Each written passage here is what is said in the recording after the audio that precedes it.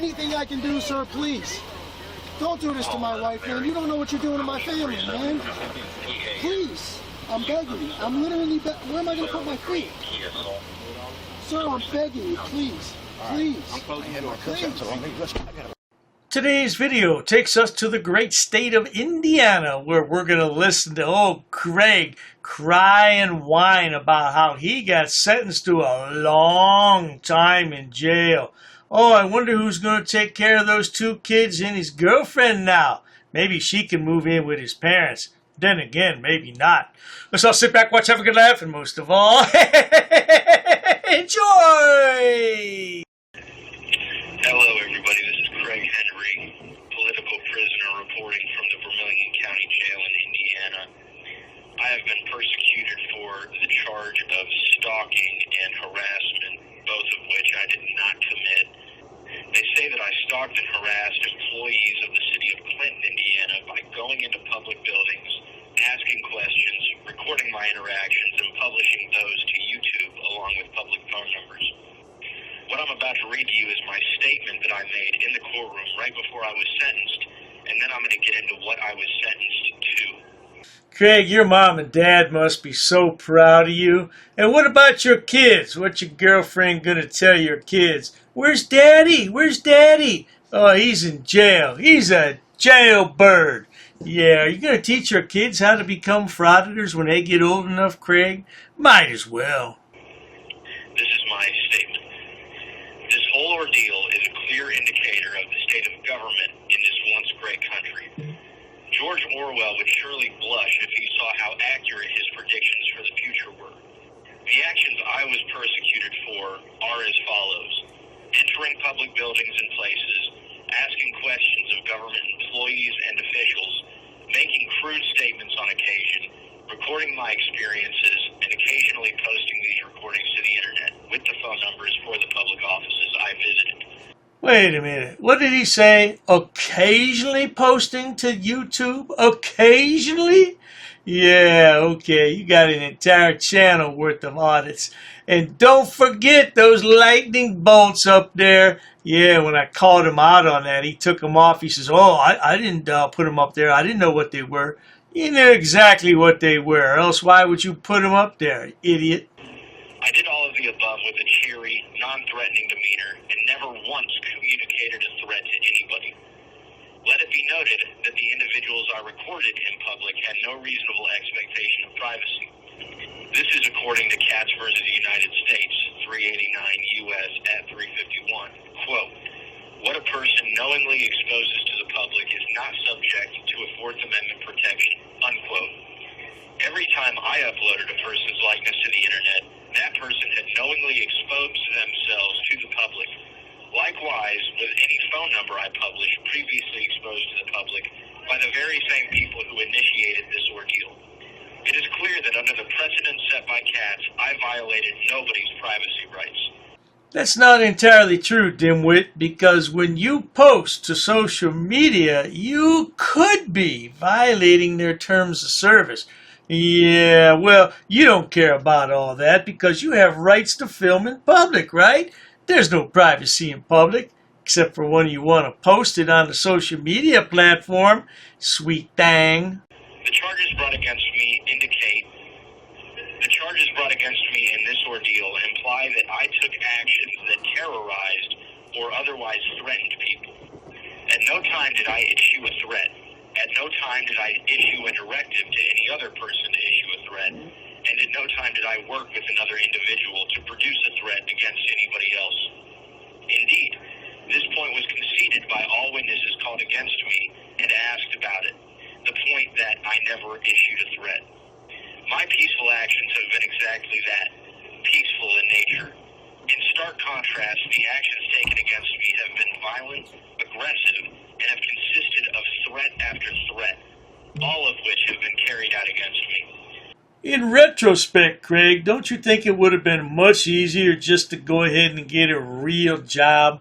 Remember, there's dignity in all kinds of work. I don't care what you do, man. You could be a, let's say, order taker at McDonald's. Yeah, as long as you're making money, what's the difference what you do? These actions include apprehending me against my will on 4 separate occasions, holding me for ransom on 2 of those occasions, threats of further captivity if I did not urinate in front of people or stay away from public buildings, which I helped pay for.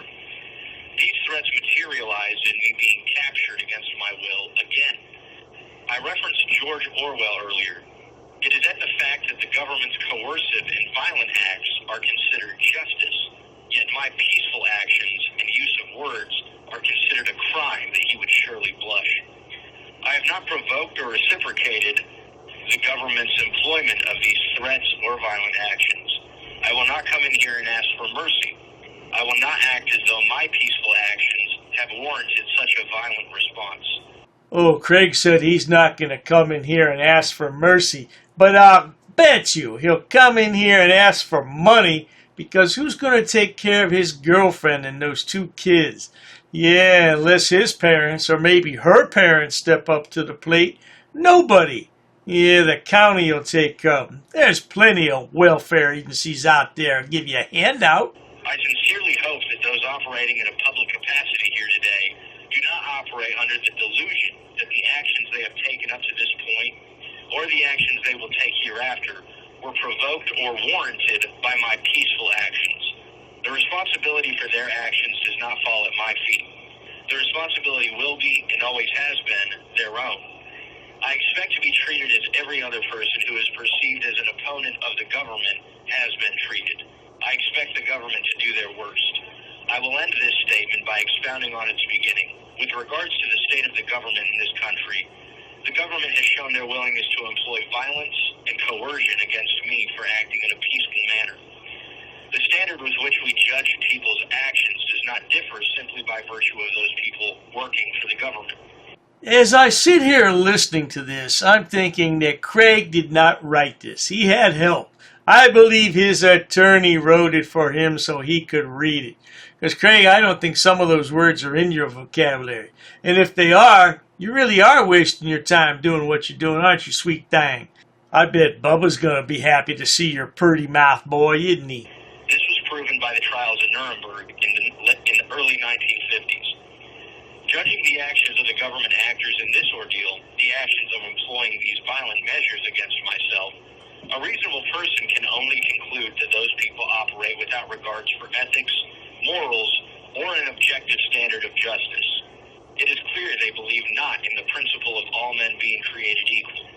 For if any other man, not in the employ of the government, acted as they have throughout this ordeal, that man would be viewed as he rightly should be, a thug, willing to employ any violent means to achieve his desired end. This is the current state of our government. A group of men willing to employ violent means against peaceful individuals to achieve whatever ends they desire. God bless you all. This concludes my statement. Oh, yes, indeed. That concludes Craig's statement, but he's not done babbling yet. Let's listen to him ramble on a bit more, shall we? After I read that off, the prosecutor, Bruce Ackerman, made arguments as to why I should not be sentenced to a term of probation after being found guilty of these crimes. He indicated that he thought I didn't live in reality by acknowledging that I had been found guilty after a trial, which, of course, I acknowledge I've been found guilty after a trial. And that's why I mentioned George Orwell in my statement, but I'm sure he hasn't read that, or read George Orwell, for that matter. But after that, my attorney made arguments as to why I shouldn't be sentenced to the max. As a matter of fact, she thought I should be sentenced to, if anything, the minimum, as we were going to appeal it. I ended up being sentenced to 548 days in the Indiana Department of Corrections, which is the prison system here in Indiana. Ooh-wee, 548 days. That's 18 months. That's a year and a half. Oh, you and Bubba are going to become good friends. That term began when I first was incarcerated, and I've got 79 days of credit time. Ultimately, if all goes well, I should be out in 6 months, because on a level 6 felony, you get 2 days credit for every 1 day served. So essentially, I'll do half of that time. In the meantime, we are still trying to get an appeal going, and I am trying to secure the services of a private appellate attorney, which in Indiana is very hard to come by. We're not a very big state or a very well-populated state, and therefore the amount of appeals that happen every year are quite slim compared to a state like Texas or a state like California. So it is a little bit more difficult for an attorney to make a profession of solely appellate matters, but I am trying to find one right now. With your help, I'll be able to secure them. The donation links for that fund will be in the description below. I believe we have a GoFundMe. Why is it that these frauditor yahoos continuously get into trouble and then want other people to bail them out? It's time to grow up. Put your big boy pants on, sonny boy. Be an adult. You got 2 kids you brought into this world. What are you going to do with them? Oh, that's right, I forgot. Yeah, we're going to have the welfare system take care of them. Isn't that right, boy? Going on. I also have PayPal and Cash App for people who don't like GoFundMe. I know that after what they did to the Canadian truckers, there's a lot of people that don't like GoFundMe, and for good reason. But with that being said, everybody, I appreciate your support. I appreciate all the donations we got since the pre-sentencing update that we put out yesterday, or perhaps 2 days ago by the time this video gets out to you. But, yeah, you know, at court we had the entire city of Clinton, the whole of the employees of the city of Clinton, they showed up to watch me get sentenced. And I don't know what they expected to see after I delivered my statement. They all wouldn't look at me in the eyes. But God bless them. I mean, I think they know not what they do. I just think that they've been brainwashed and that it's really, really a sad thing what they're doing to me, even though I've not reciprocated in any way whatsoever. Wait a minute, Craig. Nobody did anything to you. You did it all yourself. Nobody forced you to go into these public buildings, post these people's phone numbers, and post their likenesses on YouTube. Nobody made you do any of that, Craig. You could have simply gone out and got a regular job and been a regular guy. But you want to be difficult. With that being said, I am saying goodbye to my family for the next 6 months or 6.5 months. That includes my immediate family as well as the family I have created for myself, me and Erica have created. And I believe that you have heard a short message from her, or you will. But with that being said, everybody, thanks for tuning in. Thanks for paying attention to this ordeal. It is an awful ordeal, and it shows exactly what the state of the government is in our country. It's evil, it's violent, it's coercive, it doesn't need provoked, or if it does get provoked, it can be provoked by the slightest of activity that is in no way harmful to anybody or anybody's property. So with that being said, I appreciate all your support. Thank you to Tyler for getting this edited. Thank you to my brother for helping me record this. And thank you to Erica for so strongly looking after my kids while I am gone. Well, now, I don't know if Craig's girlfriend has a job or if she's capable of working, but she better figure something out, because it's going to take a lot of money for her and those 2 kids while he's locked up at least 6 months. And don't drop the soap, Craig, whatever you do. You know what I'm talking about. Craig, you know, frauditors don't like to be touched. I don't know what you're going to do when Bubba comes in the shower. Well, you'll cross that bridge when you get to it. But in the meantime, if you enjoy watching stupid people do stupid things on my channel, please subscribe. Because when it comes to frauditors on YouTube, there's no limit to the stupidity and idiotic things they'll do for clicks and views on YouTube. And Craig's a great example of that. You regret what you did now, Craig, you sweet thing. Please check out Dr. Dave's other channels, including Dr. Dave Frauditor Terminator, which features the 4 fabulous fools of frauditing. And if you need more stupid people to point and laugh at, Dr. Dave's main channel has over 6,000 video uploads for your viewing pleasures. The problem with Craig is he needs a job, but he's had a few problems in the past, and it's not easy to find a job, is it, Craig? You better do something, sweet thing. Cheers to that. An ordinances book. Yep, that's correct. Come again. Is there any reason why these officers are here? I got permission. Sir, you cannot film in here. Because the information you're providing is unlawful. I don't want you filming me. Call the sheriff. I have permission. I don't want you to film. Don't get close to me. You want to go that route? What is the reason for calling the officers here? I want to know what your job title is to see if you're able to assist. Who are you? Who am I? Who's the one who called the officers in the first place? Because this may become a legal suit now. This is transparency. I'm conducting an audit. While I wait for the clerk to show me the statute about freedom of information, I need to do an inspection on the town, city, zoning and ordinances book. I have permission. I have permission.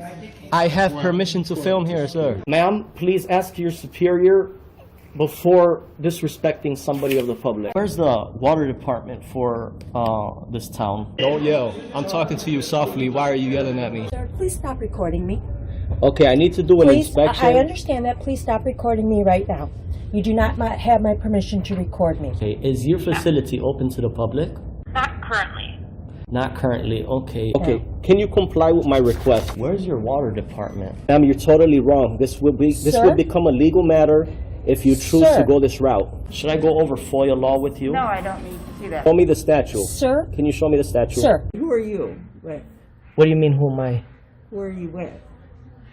What do you mean? I have the right to record, ma'am. I have permission here with me. I'll be waiting for the statute. Thank you. I'll be waiting for the book, sir. Ma'am, this is going to turn out a legal matter. Okay, sir. This is going to become a legal matter. Please comply. Pass. I got a pass. Along with an inspection on the zoning and town zoning and ordinances book. I'm going to be conducting some business here. I'm going to be recording it. Ma'am, it's up to you, ma'am. There may be a suit in the court of law for non-compliance. What do you mean who I'm with, ma'am? I don't know what you want. I don't know why you're giving me a hard time or a bad attitude. In order to do an inspection on a book readily available. Hi, ma'am. What's your first name? How can I help you, sir? Yes, ma'am. Can you tell me what's your first name? Who are you? The budget book, ma'am. I need to do. I don't have. If you want to have a seat, I'll ask. Sure, that's fine. Ma'am, I have permission to film. I have permission. I have permission here. Well, you see, the thing is, my good man. Anyhow, compliance is the key, folks. Where does it state that? Ma'am, I need stamped copies of these FOIA here. Can I help you? Yeah, sure, possibly. I'm acting as press, ma'am. First Amendment. And I also have permission here with me. Okay, ma'am, you also have to abide by 2635.101 basic obligations of public service. Sir, I'm abiding by the statutes. It does not require a name in order to obtain record. Okay, well, you're talking unlawful. You're talking incorrect. That is not true what you just stated. Come again? Very rude. I'm not rude. It all shows on camera. You're the one who's rude. Well, anyhow. No one really cares. No one really cares? An inspection, if I wanted to take digital photocopies. No, you cannot. Absolutely, I can, No, ma'am. you cannot. Please comply with the law. Are you refusing service? Just tell me you're refusing service. Hand me over your business card and you will be hearing from my lawyer. If you go ahead and record, that means you're creating a public record and you cannot delete that off your personal phone. Your personal phone becomes a public record. That's fine. I'll record it. Okay. Well, sir, there's options to conduct business in person. You can't refer everybody to online. I'm not going to refuse my identification. However, I have not committed any crime. You cannot articulate that I have broken the law. Here's what I will tell you. Here's what I will tell you. Ma'am, there's no expectation of privacy in public. You could just call me sir. I'd like to file a police report of non-compliance about a employee that works here. Sir, I don't answer any questions. You don't respect me. Why would... So therefore, I'm not obligated to provide any identification in this matter. You talk about my wife. What does my wife have to do with anything? No, I'm not providing an address, ma'am. I'm doing a general inspection. What does my wife? Why put up a picture and say that's my wife of a goat? Not in my uniform, however, I do have my clipboard with me. That is not lawful. What you told me. We're gonna have a ball at your cemetery. We're gonna bring you a rose, okay? We're gonna bring you a rose, and we're gonna say you were dishonorable. He's attached to the affidavit too. He's part of the enterprise. You drew first blood. Just like you do with all these auditors, you draw first blood. In the next 3 days, I'm going to have a criminal enterprise community section, and it's going to be real well detailed. I got an attorney that's helping me draft it up and write it up. Scumbag. You're just a plain scumbag, man. You want to You're a say why scumbag. You're a piece of shit. I'm upset and stuff, and we're gonna prove that you are breaking U.S. code. If I really wanted to be petty, I would take you to court.